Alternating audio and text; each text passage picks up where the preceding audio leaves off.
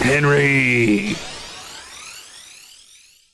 Hello and welcome to Pokemon Weekly. I'm Henry Gilbert. And I'm Hollander Cooper. And this is the second part of our deconstruction of the myths, the lesser-known myths that have informed the Pokemon franchise for so many years. Yep, not every Pokemon is based off of ice cream cones and foxes with additional tails.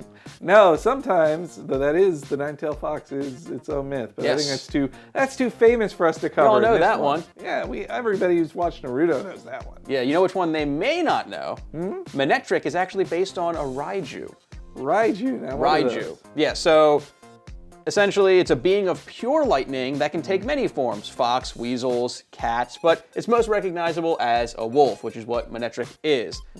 Manectric, or Raiju, jumps between buildings and mountains and trees and causes lightning, which is basically you have an electric wolf. I don't know what to tell you. Causing lightning. Yeah. Also, fun fact, it sleeps in people's belly buttons during thunderstorms. That actually has no correlation to the game. That is so weird. Yeah, that it's. I feel like that's an old wives' tale to be like, hey, sleep on your stomach in storms, which doesn't make much sense. One time I did fall asleep with my Pokemon X and Y cartridge in my belly button, so that might be what the reference is to. Did it work after you took it out? Worked better than ever. Oh, okay. I caught a new type of Pokemon.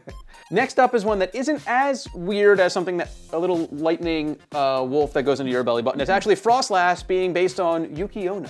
Yeah, this is, though it's still kind of a creepy myth, Yuki Onna is this kind of a witch or succubus type creature that hovers above snow. It's seen in snowy areas, and also kind of works like a siren or mermaid myth that is supposed to draw you out into the snow so you freeze to death. And in some versions of the myth, it even like eats your soul or your humanness or whatever.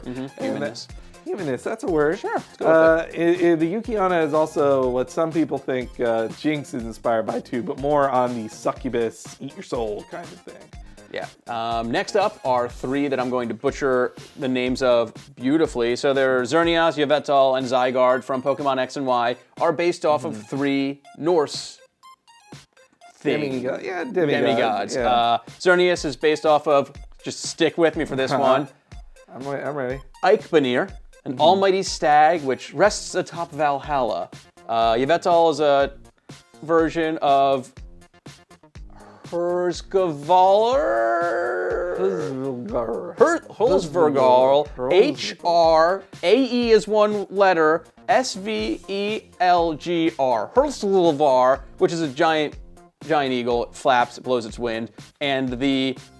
And Zygarde, the Z that I think a lot of people weren't expecting to find in Pokemon X and Y, is based off of the Nidhogger, which I know how to pronounce because that's a badass game on Steam where you are a sword fighter. But it's a giant worm or snake. Is it a worm or a snake? It's a snake dragon kind of thing that gnaws on the world tree.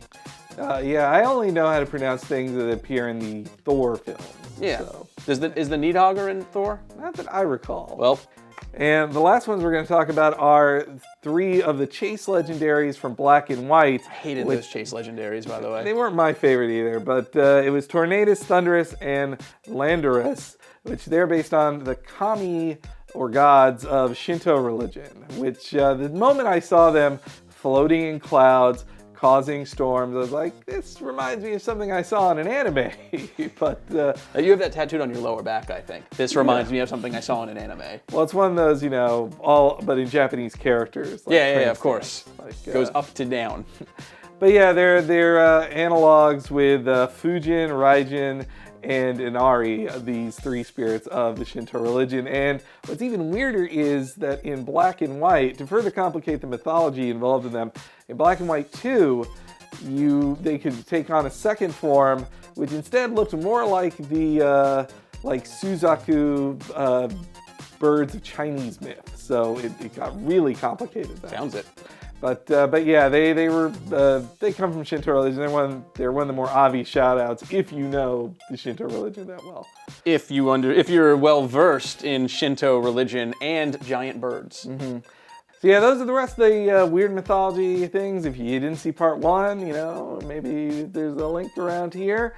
And be sure to read Lucas Sullivan's original article on this for even more insight into it. On GamesRadar.com. Right. It's right there. You can go there. If you scroll and you keep scrolling and you keep scrolling, and if this is the same day, it may be like scrolling a little. If this is 18 years from now, you may have to scroll for longer, but it'll be there. Be sure to keep scrolling. Yeah. And then be sure to comment down there and share your thoughts on this mythology, what other myths that we may have missed, or things that were so obscure that even we didn't see them before. Or how we mispronounced things. Call us out. Just let us know. Boy, I'm afraid for that. And also keep watching to see our favorite comments from last week's episode. And until then, Pokemon Weekly out! And now here's our favorite answers to when we asked you how you think you'll unlock Diancie in the game. Though some of you guys had some inside information from translations about what the plot of the Diancie film is, particularly with regards to Carbink. And that includes Robbie Pico, who wrote, "The download should be a diamond, and when you give the diamond to Carbink and level it up in the Reflection Cave, Carbink would evolve into Diancie." A pretty smart thought there, definitely, especially with regards to Carbink.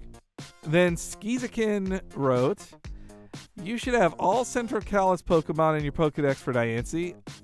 And then Gregors525 wrote, "I'm hoping for something along the lines of a pass that allows you to take part in an excavation of the Reflecting Cave where the pressure of the earth above transformed a Carbink that was buried into Diancie, which you then have to battle, as this would lead to more post-game feel than, you have Wi-Fi, here, have a legendary for free." I agree with that sentiment. So those were our favorites from last week. Be sure to share comments in the bottom there, and if we have any favorites, we will read them next time. Hey everybody, this is Pikachu. Thanks for watching. Be sure to check out Super Smash Bros. Wii U Weekly right there. Kill me. If you want to see Titanfall Weekly, click here. I'm sick. Pika. And don't forget to comment, like, and subscribe to us down there.